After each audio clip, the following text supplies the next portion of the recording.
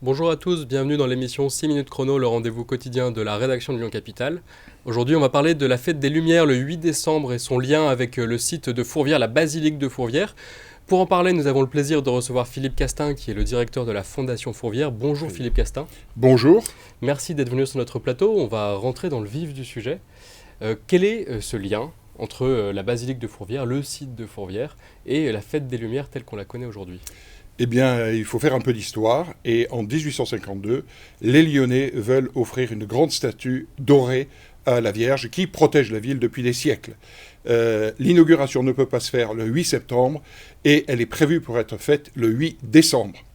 Et le 8 décembre, à l'époque, 1852, les intempéries empêchent tout feu d'artifice et processions, etc. Et les Lyonnais, spontanément, mettent des bougies et des lumignons à leurs fenêtres.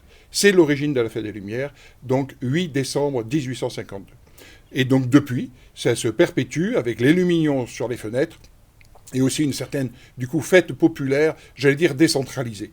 Mais Fourvière reste l'origine, la source et bien sûr le lieu de la fête des Lumières par excellence. Voilà, donc c'est un lieu à visiter pour tous les Lyonnais encore de nos jours. Moi j'ai une question peut-être sur l'écart, voilà, on ne fait pas de la même manière il y a plusieurs siècles et aujourd'hui. Est-ce que vous regrettez que la fête soit aujourd'hui peut-être plus touristique que spirituelle ou qu'elle soit voilà, laïcisée de cette manière? Comment est-ce que vous le vivez vous aujourd'hui alors que ses origines sont clairement religieuses? Alors je pense qu'en soi, c'est une bonne chose que ça reste et que que ce soit aussi une fête populaire. Mais ça n'enlève rien à l'origine, on va dire, spirituelle et populaire de cette célébration cette fête qui dure 4 jours à Lyon.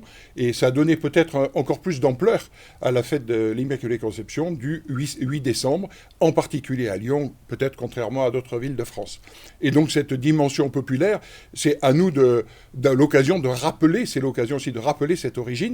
Et c'est pour ça que le site de Fourvière vit pendant les 4 jours au rythme de la fête des Lumières.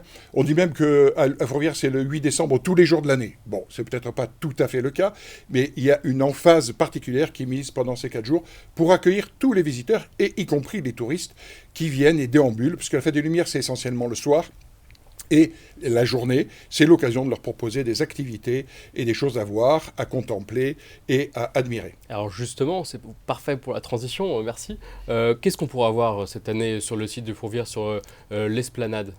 Alors, il y a, bien sûr, sur l'ensemble du sanctuaire, il y aura des propositions.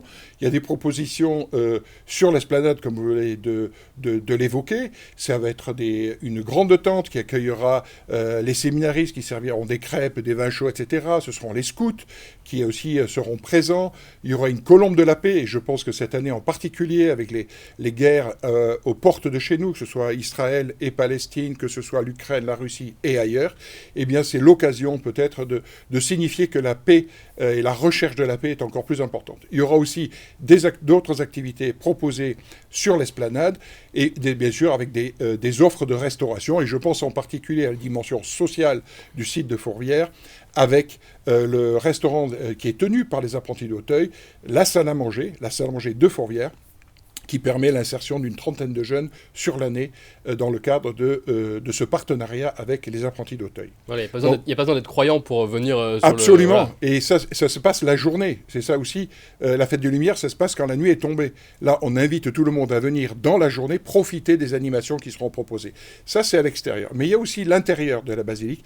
Et il y aura bien sûr, dans la basilique, des groupes qui viendront chanter, qui viendront aider à prier. Et même si on n'est pas croyant, se poser 5 minutes, 10 minutes dans une basilique magnifiquement éclairée, avec un chant qui est apaisant, si Fourvière est un lieu de paix, et à nous de la cultiver en particulier, et la rendre accessible à tous en particulier pendant ces 4 jours. Et je dirais aussi un mot de la crypte, puisque la crypte, j'allais dire, est habitée par l'ensemble des Vierges du monde, donc beaucoup de pays sont représentés en sous-sol de la basilique. Et il y a aussi également la crèche des Lyonnais, qui sera ouverte pendant les 2 mois, donc décembre et janvier. Elle sera inaugurée normalement le 1er décembre, et pour 2 mois. Et j'invite tous les Lyonnais à venir, et les touristes bien sûr, à venir découvrir cette crèche qui est unique. C'est la crèche des Lyonnais.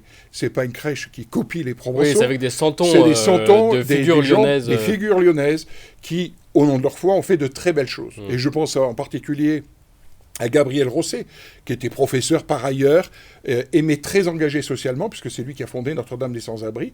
Et aujourd'hui encore, c'est une œuvre qui fait beaucoup de bien autour d'elle. Je pense bien sûr à l'abbé Pierre, le film qui est sorti. Mais l'abbé Pierre est présent dans la crèche. Voilà. Et je pense aussi à des femmes emblématiques, comme Élise Rivet, qui a résisté au joug allemand en protégeant des Juifs. Elle a été déportée et elle a donné sa vie en échange d'une mère de famille. Donc ce sont de beaux personnages lyonnais qu'on peut voir dire voilà, ils ont fait de belles choses, mais on sait qu'ils l'ont fait au nom de leur foi, ou Pauline Jaricot, voilà. Etc., etc. Donc plusieurs figures lyonnaises à retrouver dans la crypte. Simplement, est-ce que, en 2 mots, parce qu'on approche déjà de la fin, est-ce qu'on verra le spectacle aussi de la projection sur la façade de la basilique comme les 2 dernières années? Alors on ne verra pas le spectacle Son et Lumière de la région pour les 4 jours du 8, on aura sûrement l'occasion d'en reparler. En revanche, sur la basilique seront projetées des intentions de prière que les gens peuvent soumettre par Internet ou peuvent soumettre sur place pour inviter les gens à déposer, puisque à Fourvière, beaucoup de gens montent pour déposer une souffrance ou un remerciement, et donc c'est l'occasion de le faire en particulier lors des 4 jours du 8. Merci beaucoup Philippe Castin, c'est la fin de l'émission 6 minutes chrono, merci d'être venu sur notre plateau. Merci à vous. Quant à vous, je vous remercie d'avoir suivi cette émission, vous pouvez retrouver plus de détails sur la fête des Lumières dans tout Lyon et à Fourvière sur le site lyoncapital.fr. À très bientôt.